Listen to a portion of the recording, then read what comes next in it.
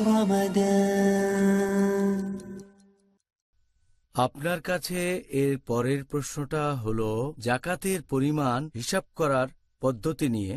আপনি কি আমাদের দর্শকদের একটু ব্যাখ্যা করে বলবেন এটা কিভাবে হিসাব করা হয়? দুই পদ্ধতিতে জাকাতের হিসেব করা যায়। জাকাত আপনি দেবেন যদি সম্পদটা 1 বছর আপনার কাছে থাকে। প্রত্যেক দিন হিসাব রাখতে পারেন নিসাব লেভেলের উপরে কি পরিমাণ সম্পদ আছে, অথবা হিসেব করলেন প্রতি সপ্তাহে অথবা মাসে একবার। তাহলে যখন নিসাব লেভেল অতিক্রম করবে তারিখটা লিখে রাখেন যে জানুয়ারির 1 তারিখে নিসাবের পরিমাণ কি ছিল, 2রা জানুয়ারিতে হিসাব করেন। এখন 1 জানুয়ারিতে আপনার যে টাকা ছিল 2007 সালে, তাহলে 2008-এর 1 জানুয়ারিতে এটার জন্য জাকাত দিতে হবে। তারপর যে টাকাটা থাকবে 2রা জানুয়ারি হিসেব করেন, আর 3রা জানুয়ারি অথবা প্রতি সপ্তাহে প্রতি মাসে। তবে এই হিসেবগুলো রাখা আসলেই খুব কঠিন। যদি হিসেব করেন দিনের অর্ধেক সময় ধরে তাহলে কঠিন হয়ে যাবে, এতে অসুবিধা হয়ে যায়। অন্য পদ্ধতিটা বেশ সহজ এবং সেফ, যেখানে ইনশাল্লাহ ভুলগুলো রোধ করা যায়। সেটা হলো বছরের যে কোনো একটা দিন বেছে নেন, আর ঠিক 1 বছর পরে আরেকবার হিসেব করেন। বেশিরভাগ মানুষ রমজানকে বেছে নেয় কারণ এটা হচ্ছে দান করার মাস, বেশি করে রহমত পাবেন, পুরস্কার পাবেন। তবে রমজানই বেছে নিতে হবে এমন না, বছরে যে কোনো দিন আপনি বেছে নিতে পারেন, কিন্তু হিসেবটা করবেন হিজরি ক্যালেন্ডার অনুযায়ী, সৌর বছরে হিসেব করবেন না। তাহলে 1 জানুয়ারি 2007 এরপরে 1 জানুয়ারি 2008 এটা ঠিক না। তবে 1 শাবান বা হজের প্রথম দিন। তবে যেহেতু রমজান মাসে সব বেশি পাবেন, তাই 1 রমজান থেকে শুরু অথবা রমজানের যে কোনো দিন হতে পারে।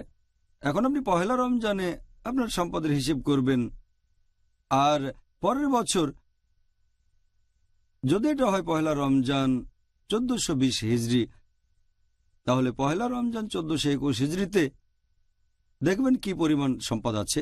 আপনি যদি হিসেব করেন মাত্র একটা দিনে, আর আবার ঠিক 1 হিজরি পরে দেখলেন 1 হিজরি সাল পরে, এটাই সবচেয়ে নিরাপদ। এখানে এরকম সম্ভাবনা থাকবে না যে আপনি কম জাকাত দিচ্ছেন। সম্ভাবনা থাকতে পারে যে আপনি বেশি জাকাত দিচ্ছেন কিন্তু কম না। কেন?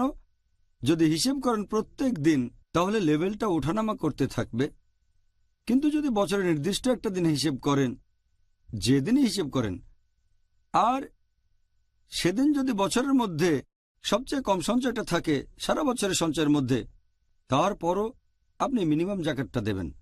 ধরেন রমজানের 1 তারিখে আপনার কাছে 1 লাখ টাকা আছে সঞ্চয় হিসেবে, অথবা $1 লাখ সেভিং, আর সেটা হয়তো বছরের সবচেয়ে কম সঞ্চয়। তারপরও যেহেতু এটা সর্বনিম্ন, আপনি জাকাত দেবেন 1 বছরে গচ্ছিত সঞ্চয়ের উপর, তখন জাকাত দিতে হবে $2,500 অথবা $2,500, এরকমই। এটাই সেফ। তবে এমনও হতে পারে এটা বছরের মধ্যে সবচেয়ে বড় সঞ্চয়। এরকম ক্ষেত্রে আপনি হয়তো বেশি জাকাত দেবেন, তবে কম দেবেন না। কিছু লোক মনে করে ও সবচেয়ে বড় সঞ্চয়, তার মানে আমি বেশি টাকা জাকাত দিচ্ছি। সম্ভাবনা আছে হয়তো বেশি দেবেন, তবে কম দেওয়ার সম্ভাবনা নেই, কারণ এটাই হয়তো সবচেয়ে বেশি, আর আপনি হয়তো ভাবছেন একেবারে নিচের পয়েন্টে যাবেন। সেটা সবসময় বদলাতে থাকে। এটা হতে পারে শাবান মাস, অথবা হতে পারে রজব, অথবা হতে পারে হজের মাস। তখন যদি সবচেয়ে নিচের পয়েন্টে পৌঁছাতে চান, পরের বছরে সেটা আবার বদলাবে। যদি সেই পয়েন্টটা ধরার চেষ্টা করেন, সম্ভাবনা থাকবে যে কম জাকাত দিচ্ছেন। ভালো হয় যদি একটা পয়েন্ট বেছে নেন হিজরি বছরের মধ্যে যে কোনো একটা দিন, আর প্রতি বছর সেই দিনে হিসেব করেন, তাহলে নিশ্চিত থাকবেন আপনি যে কখনো কম জাকাত দেবেন না, হয়তো বেশি দিতে পারেন।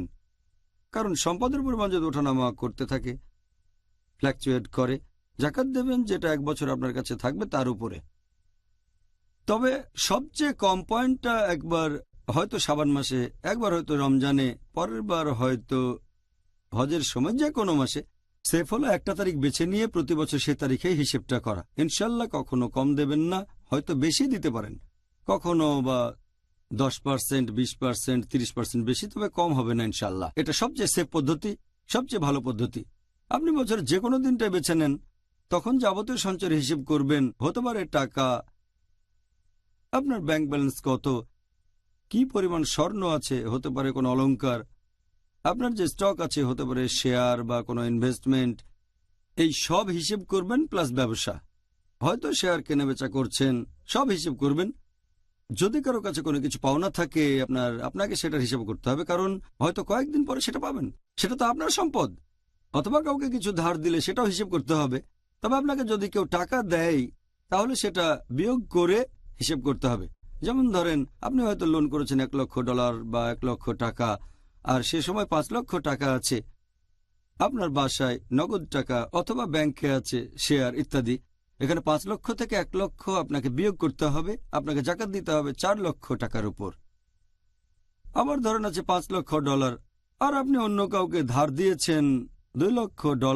পণ্যদ্রব্য বিক্রি করে আপনি হয়তো 1 লক্ষ টাকা পেয়েছেন। 5 লক্ষ যোগ 2 লক্ষ যোগ 1 লক্ষ টাকা, আপনাকে জাকাত দিতে হবে 8 লাখের উপরে। এসব কিছু হিসেব করতে হবে। বছরের নির্দিষ্ট একটা দিনে হিসেব করবেন, তারপরে সেটার উপরে 2.5% জাকাত দেবেন।